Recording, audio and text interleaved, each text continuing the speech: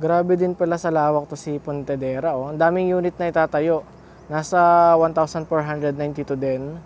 Tapos yung kanyang total area naman, 12.5 hectares. So malaki na din yun. So ito yung kanyang map. Oh.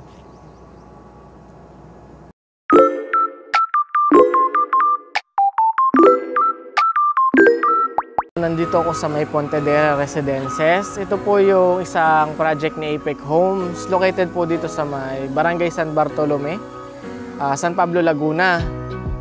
So yan, under construction na po yung ating site. Status niya po is still pre-selling po siya. And then grab nyo na yun guys, kasi kapag naka-pre-selling po yung ating subdivision, ating project, murang-mura nyo pa pong makukuha yan. And kapag malapit na kasing matapos, nasa papunta na siya ng ready for occupancy status, mataas na po yung price niya. So ito yung kanyang site development plan. Ayan, dito muna tayo sa may features and amenities. Ang sabi po dyan, 24/7 security, entrance gate and guardhouse, multi-purpose hall, basketball court, parks and playground, centralized water supply and underground drainage system. So yun yung kanyang features and amenities. Maganda din. And then yun nga, sa kanyang total area, napakalawak din kasi 12.5 hectares ang kanyang net developable. And then ang kanyang number of units is 1,492. Ito yung kanyang vicinity map naman. Ayan, wow. Ang mga itatayo po is Townhouse 44, and then Townhouse 44 with carport, single attached 45, tapos duplex 45. So yung 45 po is yung lot area, 45 square meter lot area. Then yun nga, parks and playground, community facility. So ayan po, nakakulay-kulay na siya. Ayan, so pasok naman tayo sa kanyang model house. Dito sa may kanyang duplex. Ito yung duplex na ano niya, 45. Oo, duplex 45 to. So iba na yung kulay ng kanyang unit kumpara sa ibang project ni Apex Homes. Kasi yung ibang project niya like dito sa Batangas and Quezon, iba. Or sa ibang lugar, iba din po yung kulay niya. So ito is pinaghalong deep brown tsaka deep yellow. Ay parang faded yellow. Ayan o, sa may bandang baba. Parang faded yellow, tapos itong medyo deep brown. Pero maganda din siya. Pasukin na lang natin guys para makita natin. So ayan, ang turnover po nito kanyang duplex is bare type. Then yan, may provision kayo dito sa harapan niya na for carport. Tingnan natin itong kabila, sarado yung kabila. So yan, bukas dito. Yan. Ganyan, naka-cement finish po yung kanyang mga walls. Then sa kanyang ceiling naman is ganito. Ayan. So mataas din siya. Estimated po yung kanyang floor to ceiling is nasa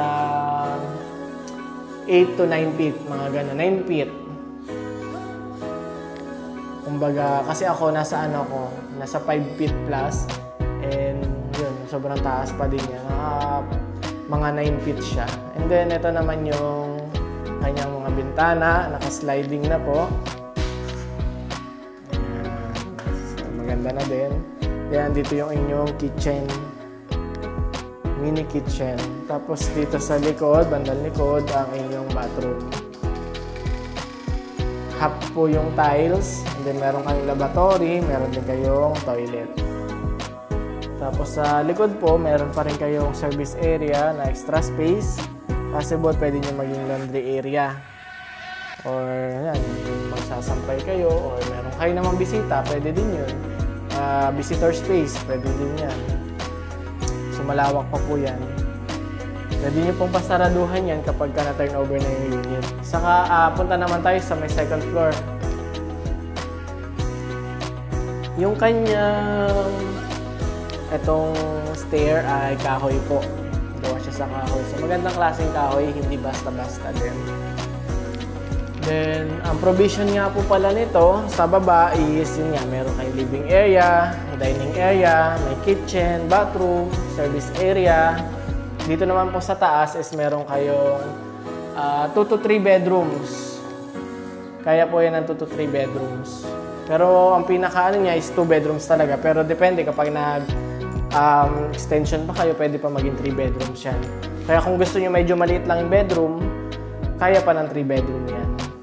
So yun, nakaganyan. Kita yung mga wire niya sa taas. So ganito na po yung turnover niya mismo. Ganito yung itsura. Tapos kung may mga kapitbahay kayo, makikita nyo dito. Diba? Yung bubong niya, ganyan. Maganda naman yung kanyang parang ceiling dun sa gutter. Sa daan ng tubig. Diba? So, malawak talaga siya, guys. Pwede siya ng 3 bedrooms. Ayan po, oh. Diba? So, may visitor tayo. Then, dito naman sa kanilang sample computation, guys, islagay ko na lang dito sa screen. Ayan. Simula sa kanyang total contract price into required income. So, kayang-kaya niyan. Pwede po dito ang pag-ibig tsaka in-house financing. Nag-offer sila noon. Kung wala kayong pag-ibig, pwedeng in-house kasi konti lang naman yung required na requirements for in-house financing. Tapos, yun nga lang, medyo malaki yung kanyang down payment tsaka hanggang 10 years lang yung years of loan. If interested po kayo kay Pontedera Residences, message nyo lang po ako sa aking Viber WhatsApp para po sa inyong pre-tripping. Then, yun, schedule po natin at least 2 to 3 days before the tripping day. So, wala pong walk-in dito. Kasi po hindi nagpapapasok si guard na basta-basta dito. So yun po, welcome po kay Pontedera. Sana po soon maging isa kayong homeowners dito. Kasi mabilis lang po yung development ni Pontedera. Kaya mabilis lang din po mati-turnover ang inyong unit. Yun lang po. Again, this is Marco Rio, ang iyong kasanggat kaagapay para sa mga unlad na bahay. Bye-bye!